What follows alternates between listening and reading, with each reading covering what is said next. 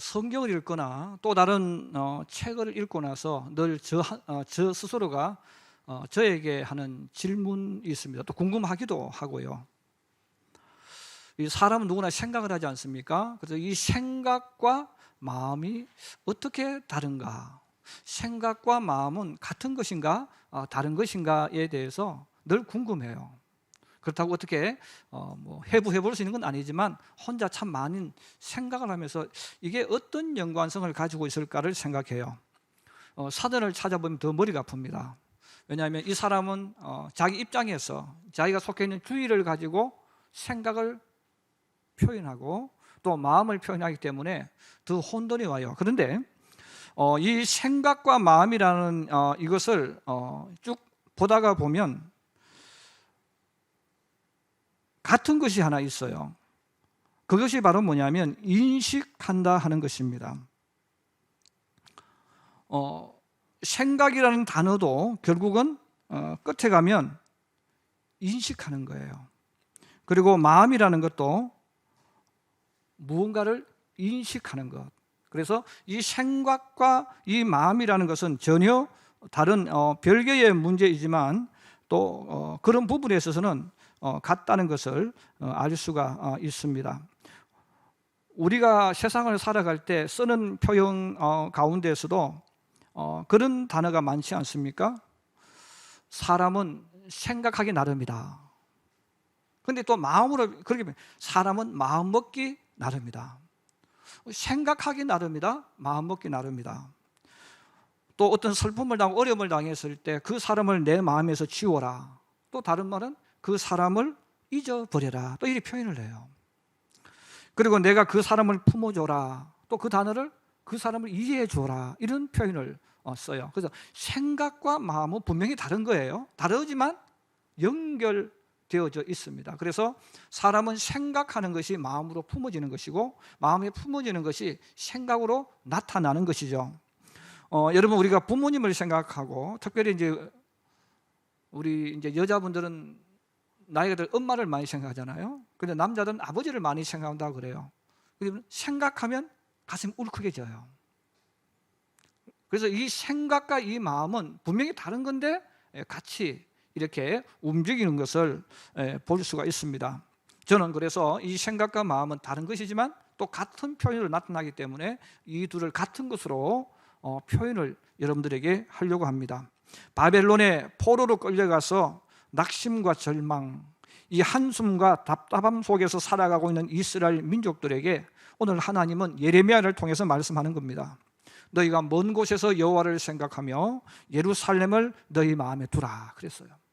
먼 곳에서, 바벨론은 예루살렘과 거리가 굉장히 먼 곳이죠. 그래서 너희가 먼 곳이지만 여호와를 생각하고 예루살렘을 너희 마음에 두라 하셨죠. 결국 같은 표현이에요.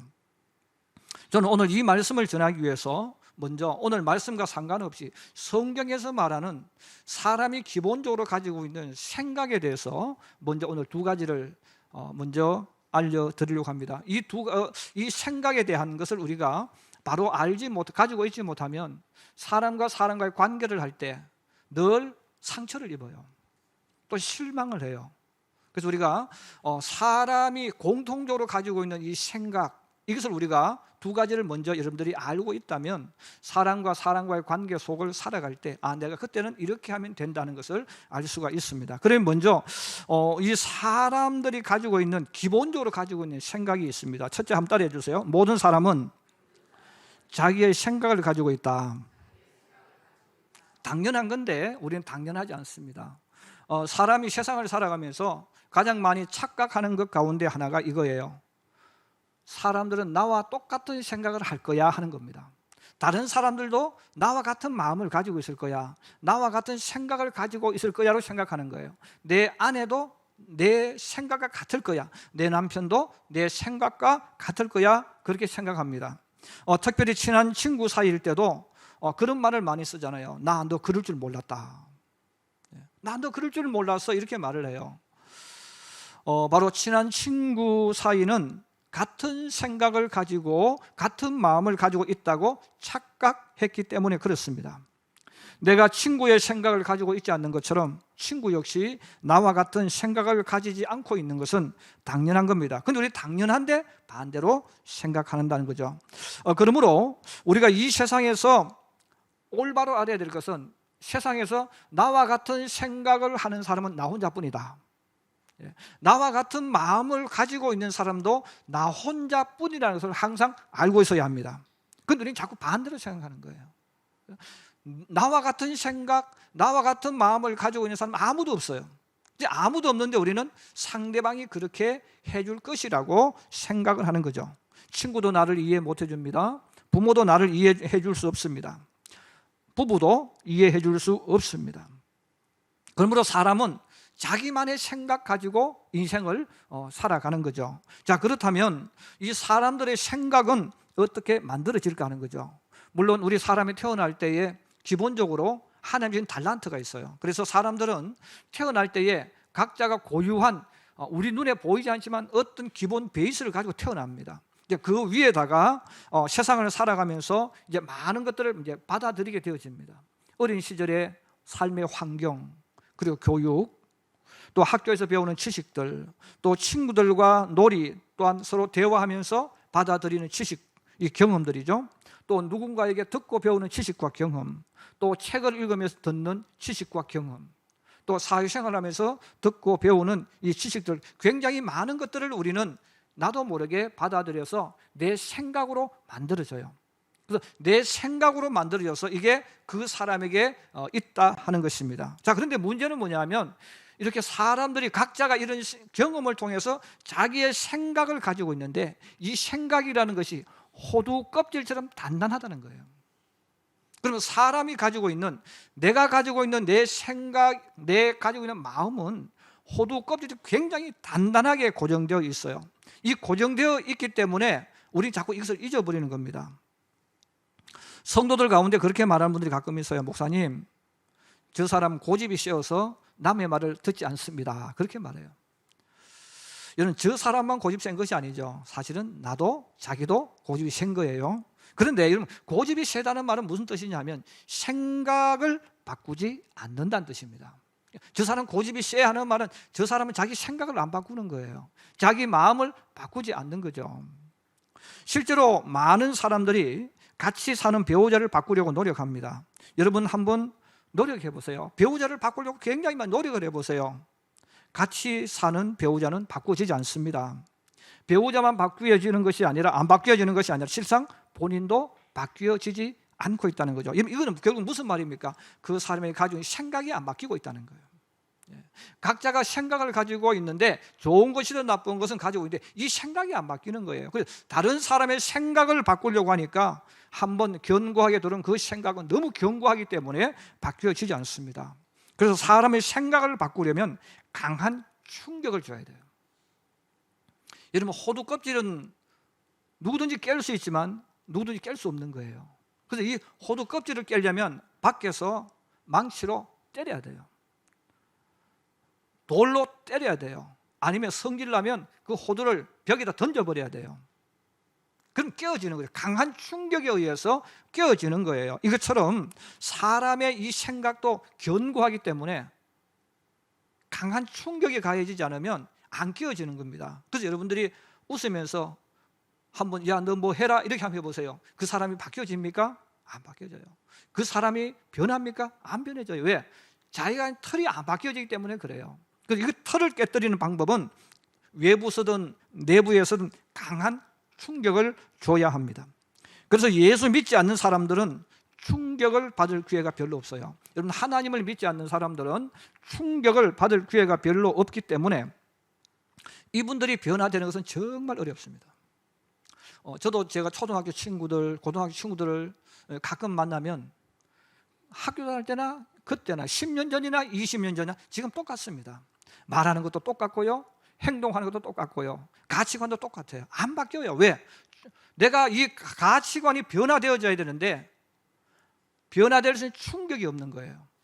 또 충격받을 이유도 없고요. 그래서 그들은 10년이 지나든 20년이 지나든 30년이 지나든 똑같은 모습과 똑같은 생활 속에서 인생을 살아갑니다. 이것은 그들이 바로 생각이 바뀌지 않았다.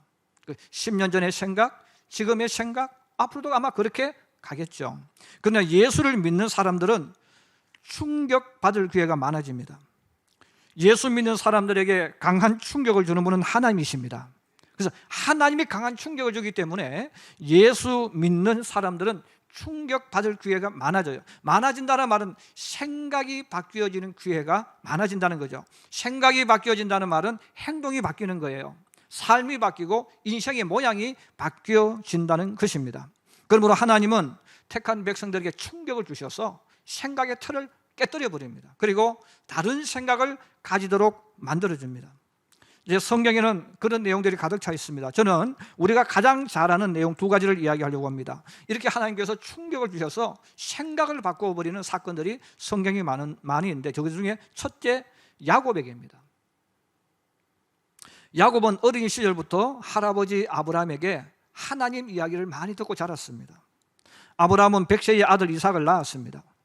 그리고 이삭은 60세에 귀한 아들 쌍둥이를 낳았죠. 결국은 아브라함의 나이 160세에 손자 에서와 야곱을 얻었어요.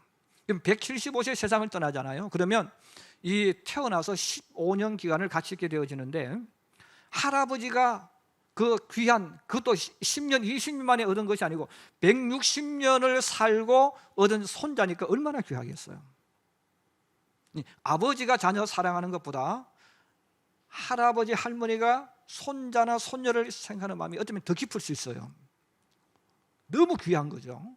자, 그래서 이 아브라함이 야곱과 이 에서에게 하나님 이야기를 계속 전해줘요. 그런데 성경에 보면 에서는 외향적인 사람이에요. 밖으로 뛰어나가는 걸 좋아해요. 집에 앉아서 할아버지 이야기 듣는 것보다는 밖으로 달려나가서 친구들하고 놀고 사냥하고 뭐 움직이는 걸 더 좋아했다는 거죠.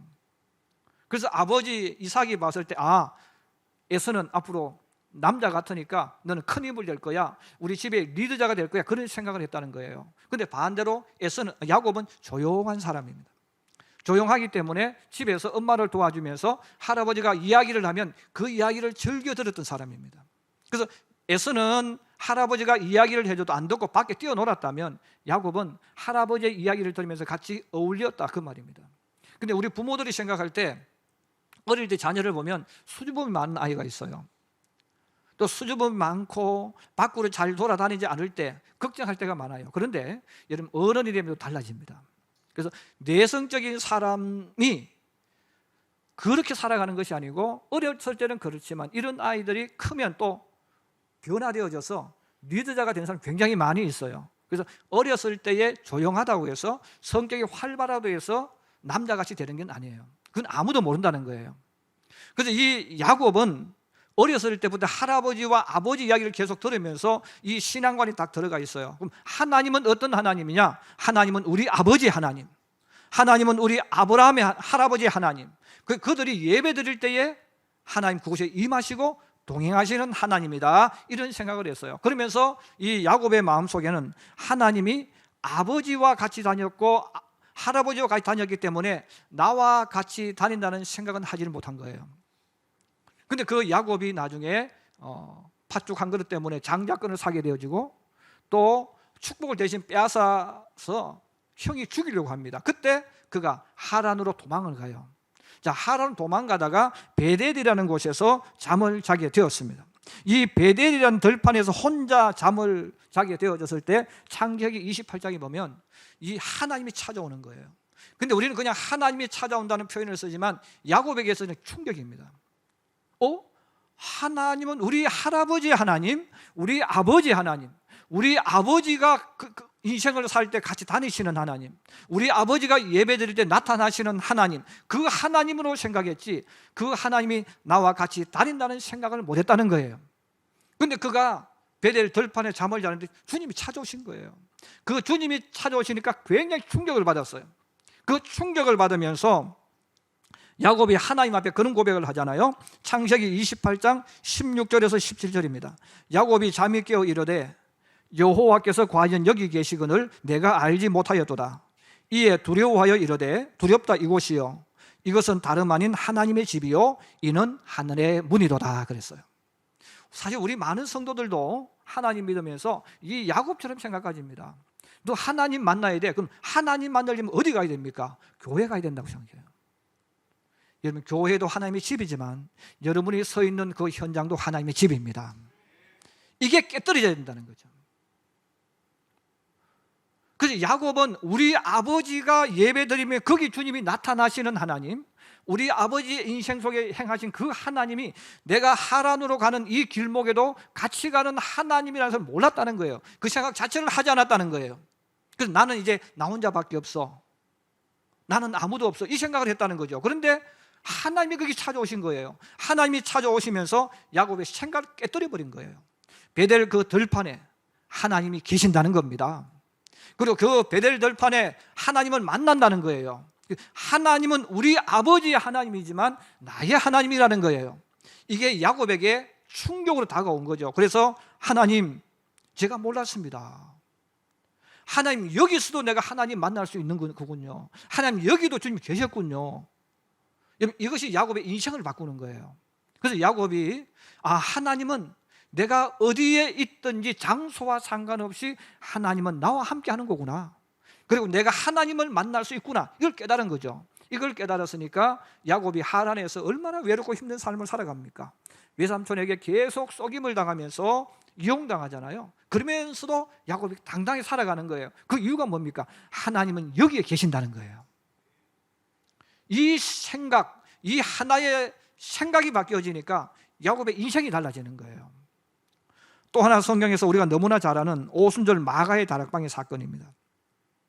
예수님을 3년 동안 따라다니면서 예수님이 행하시는 기적을 수없이 보았던 제자들, 근데 제자들이 그렇게 많은 기적을 보고 같이 있었지만 생각이 바뀌지 않습니다.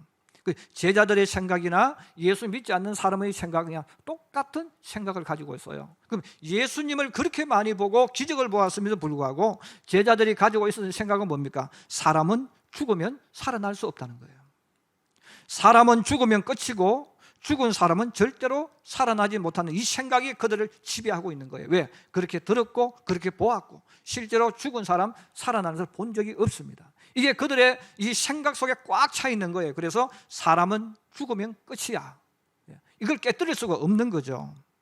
막달라 마리아가 부활하신 예수님을 만났다고 전했지만 오히려 제자들은 그 말을 듣고 갑자기 우리 막달라 마리아가 이 머리가 이상해졌나 보다, 넛이 나갔나 보다 하고 오히려 마리아를 위로했다고 했습니다. 아무리 이야기해도 안 되는 거죠. 왜? 사람은 죽으면 끝이야. 사람은 죽으면 살아날 수 없어. 죽음 이후에는 아무도 몰라. 이렇게 말을 했습니다.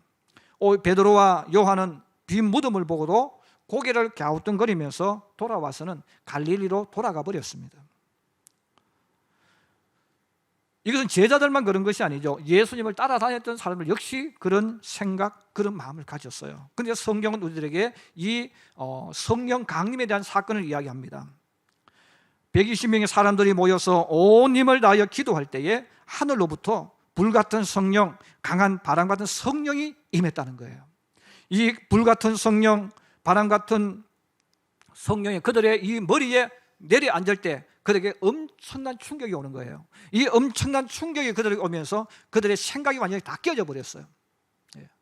아니야 아니야 했던 생각이 다 뒤집어져 버리고 어떤 생각으로 바뀌어집니까? 예수님 부활하셨다, 하나님이 부활시키셨다, 성경대로 모든 것이 이루어졌다, 이 생각으로 바뀌어져 버린 거예요. 자, 이러면 생각이 바뀌어져 버리니까 제자들이 어떻게 하는 행동이 나와요. 문을 닫고 있던 제자들이 문을 활짝 열고 밖으로 뛰어나갔다는 겁니다. 여러분, 사람은 변하고 싶어 변하는 게 아닙니다. 생각이 변하면 저절로 행동이 변하게 되어 있습니다.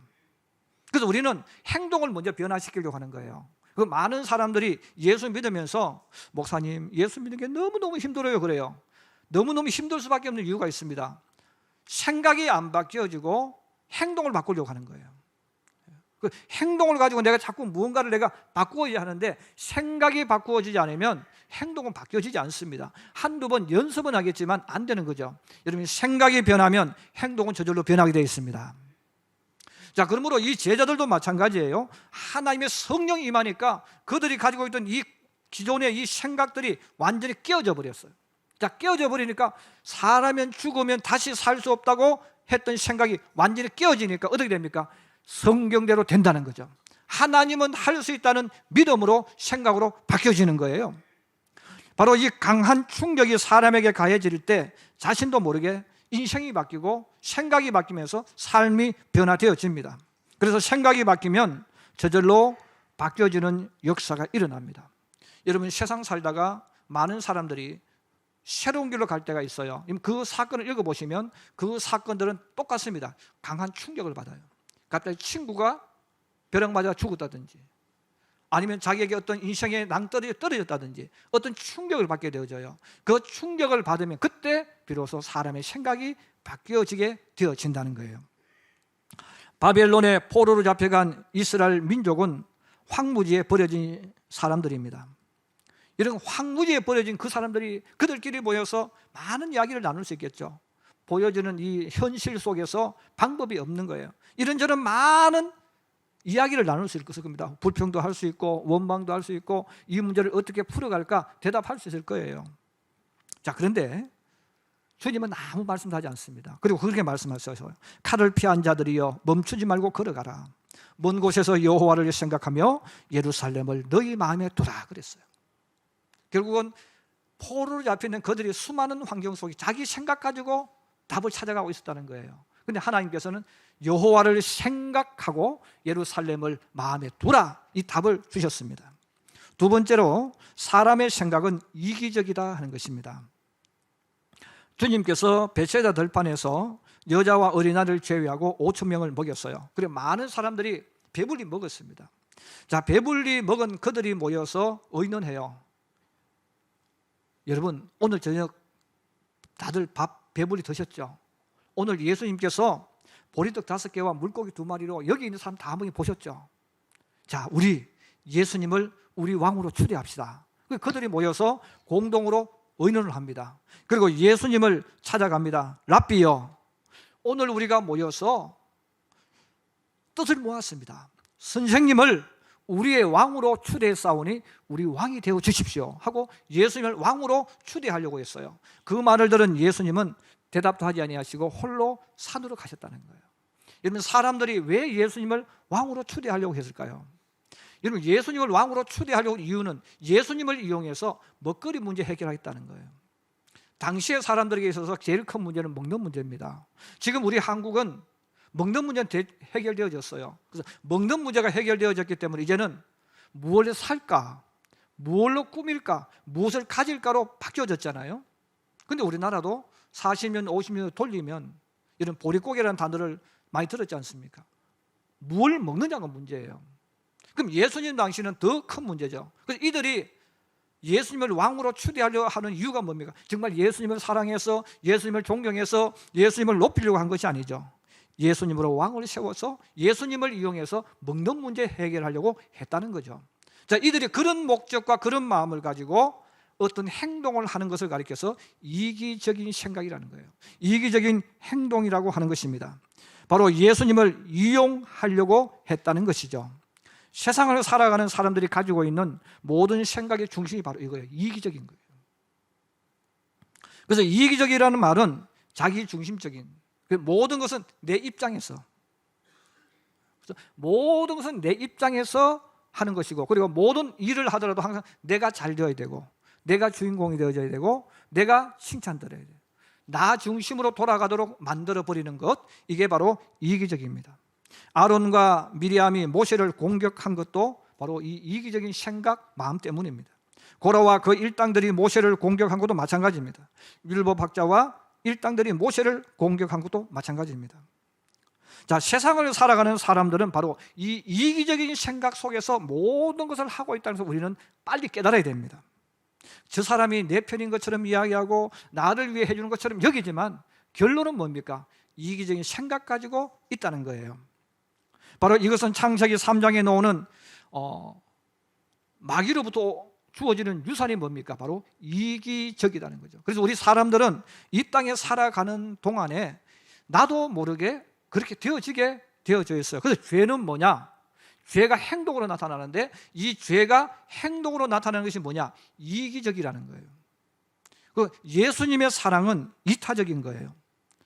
그런데 마귀로부터 주어지는 것, 죄로부터 나타나는 것이 바로 뭡니까? 이기적이라는 거죠. 그래서 성경은 의인은 없나니 하나도 없다. 왜? 생각하는 게 다 죄라는 거예요. 왜 죄라는 겁니까? 자기밖에 모르니까. 여러분, 좋은 사람이 누굽니까? 사람에게 좋은 사람이 누구냐고 물어보면 내한테 잘해주면 좋은 사람입니다. 그럼 내한테 해주지 않으면 나쁜 사람이죠. 나하고 뜻을 같이 하면 좋은 사람, 나하고 뜻을 다르게 하면 그 사람은 나쁜 사람이에요. 여러분, 진짜 좋은 사람, 진짜 나쁜 사람이 어디 있어요? 다 내 입장에서 이야기하는 거예요. 아, 저 친구는 좋은 친구야? 그 친구는 어떤 친구? 나하고 좋은 관계를 가지면 좋은 친구예요. 나하고 관계가 좋지 않으면 나쁜 친구가 되어지는 것입니다.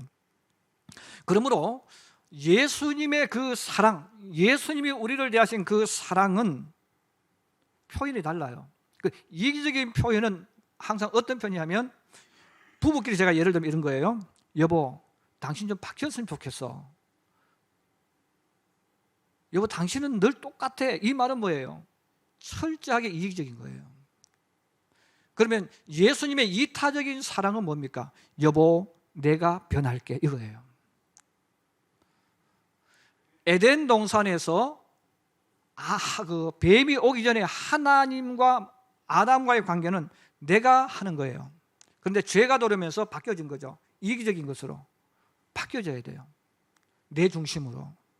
사실 우리 많은 성도들이 상대방에게 변하려고 하는 거죠. 그 자체가 뭐예요? 바로 죄라는 거예요. 여러분, 누가 바뀌어져야 됩니까? 내가 바뀌어야죠. 누가 변해야 됩니까? 내가 변해야죠. 이게 사랑이고 이게 성경에서 말하는 이타적인 거예요. 그런데 우리는 나도 모르게 내가 중심이 돼야 되니까 내가 편해야 되잖아요. 내가 편해야 되고 내가 이익이 와야 되고 내가 좋아야 돼. 그래서 항상 상대방 보고 바뀌라고 하는 거예요. 그래서 이게 바로 뭡니까? 이기적인 것이고 이게 바로 죄입니다. 그래서 여러분, 이기적이란 이 의미를 여러분 이해하면 십계명 전체를 알 수 있습니다. 여러분, 사람이 왜 싸웁니까? 나한테 잘 안 해주니까 싸우는 거예요. 여러분, 부부끼리 왜 싸우세요? 내가 원하는 대로 해주지 않으니까 싸우는 거예요. 왜 결혼한 사람들이 후회합니까? 내가 원하는 대로 해주지 않으니까 입이 튀어나오는 거죠. 만약 이타적인 것이라면 반대가 되죠. 내가 주고 싶어서 환장을 해요. 여러분, 남편은 아내에게 주고 싶어서 환장을 한다고 생각해 보세요. 거기에 싸움이 있을 수 있겠습니까? 없죠. 불평이 있을 수 있겠습니까? 없죠. 결혼을 후회하겠습니까? 없는 거죠. 근데 우리는 죄가 이 땅에 들어왔기 때문에 나도 모르게 내한테 잘해줘야 돼요. 좋으냐 나쁘냐 중요한 게 아닙니다. 내한테 잘해주면 좋은 남편이고 내한테 힘들게 만든 나쁜 남편이에요. 그 자체가 뭐라는 겁니까? 이기적이라는 거예요. 이런 살인이 왜 일어납니까? 내 이득을 위해서 살인하는 거예요. 왜 여러분 사람이 분열되어집니까? 왜 등을 돌립니까? 내한테 잘 안 해주니까 그런 거예요. 서로가 그런 생각을 하는 거예요. 그래서 살인, 성경에 나온 소는 십계명의 모든 것은 뭐냐면 이기적인 사람이 모여 있는 곳에는 이게 자기도 모르게 일어납니다. 그 사람이 좋다 나쁘다를 이야기하는 게 아니에요. 착한 사람도 내게 손해를 끼치는 대상을 만났을 때는 나도 모르게 그렇게 하는 거예요. 그래서 우리가 세상을 살면서 성경은 계속해서 우리들에게 사람을 사랑하라고 가르쳐요. 근데 우리는 반대로 예수 믿어요. 사람을 자꾸 이해하려고 그래요. 자꾸 이해하려고 그래요. 사람을 이해하는 순간 여러분이 시험 듭니다. 왜냐하면 나와 같은 생각, 나와 같은 마음을 가진 사람은 나밖에 없다는 거예요.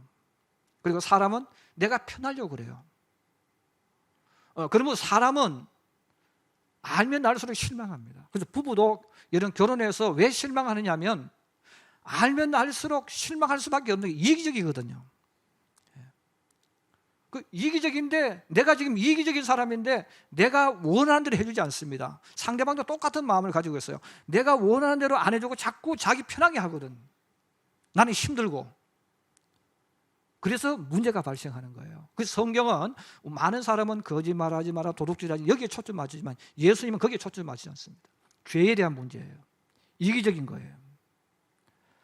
우리가 사람과의 사람을 살아가면서 여러분들이 오늘 제가 전해드린 이 두 가지를 여러분들이 항상 머릿속에 기억을 하고 있어야 됩니다. 이것이 여러분들이 되어지지 않으면 왜 나하고 저 사람하고 등을 돌리게 되어졌는지 이런 것들 이유를 알 수 없어요. 사람은 이기적이기 때문에 내가 아무리 친한 친구도 내가 어려울 때 내가 어떤 말을 했을 때 내 편이 안 되어지면 원수집니다. 예. 그게 이기적이기 때문에 그런 거예요. 여러분 부부끼리 왜 결혼해서 후회합니까? 이기적인 행동 속에 살기 때문에 그래요. 예수님은 우리에게 이타적인 사랑을 가르쳐 주셨죠. 여보 내가 변할게. 여보 내가 할게. 이게 성경이 가르치는 답이에요. 그런데 우리는 늘 반대로 살잖아요. 당신 나 사랑하지? 사랑하면 청소해줘. 나 사랑하니까 설거지해줘. 나 사랑하니까 뭘 해줘. 우리 계속해서 타락된 사랑을 하는 거예요. 그게 바로 뭐라는 겁니까? 이타적인 거죠. 나는 편하고 너는 힘들게 하는 거예요. 진짜 사랑은 나도 살고 너도 살게 하는 거예요. 그래서 우리가 이 이기적인 생각과 마음을 가지고 있기 때문에 나도 모르게 자꾸 상대방이 싫어하는 짓만 하게 돼 있어요. 이것을 안다면 우리가 내 배우자는 내가 이해할 대상이 아니고 나를 이해해달라고 하는 것이 아니라 내가 사랑해야 될 대상, 내가 품어줘야 될 대상인 것을 알 수가 있습니다. 또 여러분들이 친구들과 특별히 가까운 친구들과 같이 갈 때 여러분들이 이기적인 마음을 저도 여러분 가지고 있기 때문에 내가 뭘 원하고 나를 위해 해달라고 하는 순간부터는 관계가 멀어집니다. 등 돌리게 되어 있습니다. 사람이 나쁘다, 좋다 그런 개념보다는 여러분 사람은 다 다른 생각 가지고 살고 자기만의 생각을 가지고 살고 우리 사람은 이기적이라는 것을 다시 한번 가슴에 새기셔서 여러분 스스로가 시험 들지 않기를 바랍니다. 여러분 스스로가 원수를 만들지 않기를 바랍니다. 여러분 스스로가 서로에게 상처 주지 않기를 원합니다. 사람은 똑같다. 이런 모습으로 산다는 것 여러분 다시 한번 기억해 주시고 이것을 우리가 전제로 하고 다음 주일날 여호와를 생각하고 예루살렘을 마음에 두는 그 의미를 알게 되어지면 그래서 우리는 이렇게 살아야 되는구나 하는 답을 내릴 수가 있습니다. 우리 오늘 말씀을 꼭 가슴속에 새길 수 있기를 주의 이름으로 축복합니다.